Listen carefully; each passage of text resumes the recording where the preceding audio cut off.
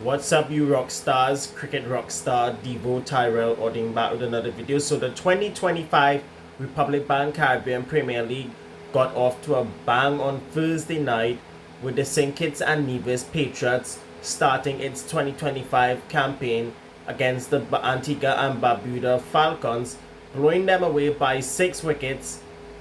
But 24 hours later, the hosts surrendered. This is after they got a huge wake-up call from the Guyana Amazon Warriors, who they went under to by 5 wickets in the second game at the same venue. But I'm going to start with my thoughts on the opening game, then the second one.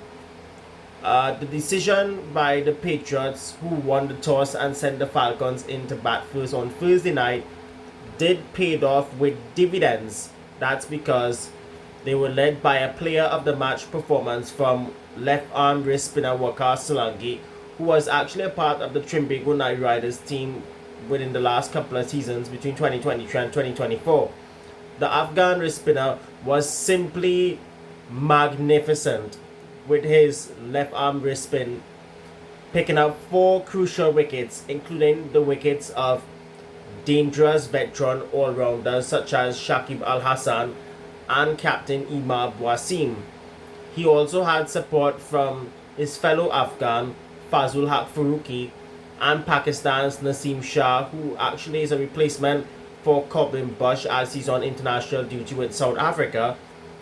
They all chipped in, with Fazul Haq taking 2 and Naseem also sharing 2 wickets apiece as well. This trio of overseas players alongside the local talent did literally blew away the Falcons big time. They restricted them to 121 runs in their inning. And talking about local talent and the Falcons, let me stick with the Falcons for a little bit, because there was one shining bright in the likes of Karima Gore, the USA middle order batter, who also plays for the Leeward Islands Hurricanes on the domestic scene here in the Caribbean. In my opinion, I thought he was absolutely brilliant. He was the only batter out of those in the entire Falcons batting unit that played very aggressively on his way to a maiden T20 half century, in which he did finish with 61 runs off 34 deliveries. However, had he did not contributed like the others with those crucial runs, the Falcons would have never even reached the 100 runs on the board period. There were a few hiccups in the St. Kitts and Nevis Patriots run chase. However, Alec Atenes held the innings together with his 37 of 28. And for me, I want to say this, like literally, in the recent T20 series against Pakistan, he batted at the top of the order with Jule Andrew. Honestly, he should be batting at the top of the order or even number 3. Now, the reason why he's not batting at the top, obviously there's Evan Lewis and also the veteran Andre Fletcher at the top spot, so it is difficult for him to find a place in the top 3. Although those 37 runs of 28 deliveries was a good contribution, he needs to be batting higher up the order. Batting lower down at 5-6, honestly, that's a no-no in T20s. He has always been a top order player and should be batting at the top of the order, because that is his spot. But I want to jump back to the Falcons for a second, though, because Rakeem Cornwall was the pick of the bowlers for the Falcons. He was at his usual terrific best with his off breaks despite being on the losing side. But like seriously, the Falcons, they need to sort out its batting lineup and regroup very quickly, because they have 5 home games coming up back to back within the next week, and for them to get back into winning ways, they need to sort that out, because experts are saying they have a very good spin attack, but the batting order is a serious hiccup issue. Coming to the second match now, involving the Patriots and the Guyana Amazon Warriors, the decision from the 2023 champions, the Amazon Warriors, to send the Patriots, the home team, into bat turned out to be a brilliant decision at the end of the day, as their bowlers, particularly Dwayne Pretorius and the evergreen 46-year-old Imran Tahir. Now, I'm going to say this very clear, age is just a number. And it doesn't matter if it's in test match, ODI or T20, age is just a number, because Tahir He has been there for a very long time and still performs up till this day. And I cannot believe he is almost 50 years of age and is still playing T20 cricket. Tahi was absolutely effective in containing the Patriots batters, even though he did went for a few runs earlier on. Despite Fletcher's well-played half-century 60 or 41 deliveries for the home team, let me just also say this, 60 or 41 balls back in the day was vital contribution. However, in modern times, it is not a modern T20 score, sorry to say the least.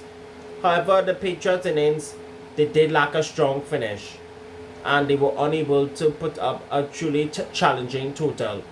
They only got to 153 for the loss of 8, and I must also add, they did lose Evan Lewis earlier on, who had to retire hurt with a wrist injury. Now, I have not gotten any updates regarding that, but most likely in a subsequent video, I will tell you what's the update regarding that. But the turning point in the match that went in favor of the Amazon Warriors has to be the run chase early on at the top of the order. Remember last season they had a lot of issues at the top, which I will get to in a second. But the bright shine for the Amazon Warriors has to be Australia's Ben McDermott, who is the replacement of New Zealand all-rounder Glenn Phillips. He made a cracking 75 runs of 39 deliveries, and he not just showed his power hitting skills, but also what a clean striker of the ball he has been for the Hobart Hurricanes. Remember, he was a part of the Hurricanes team that won the Big Bash about 9 months or so ago down under, and he's a very dangerous player, let me tell you. Now, coming back to Amazon Warriors, they did last season had a lot of problems at the top of the order where they tried 11 different combinations which backfired all the time. And not just that, I forgot Shea Hope as well, Westney's white ball captain. He also got into the runs. He made 56 of 39 deliveries, which included 5 boundaries and 2 maximums, fresh off leading West Indies to a memorable series victory against Pakistan here in Trinidad a couple of days ago. And Amazon Warriors, they did get over the line with a couple of overs despite that little hiccup near the end. The Patriots, on the other hand, were very disappointing in all departments.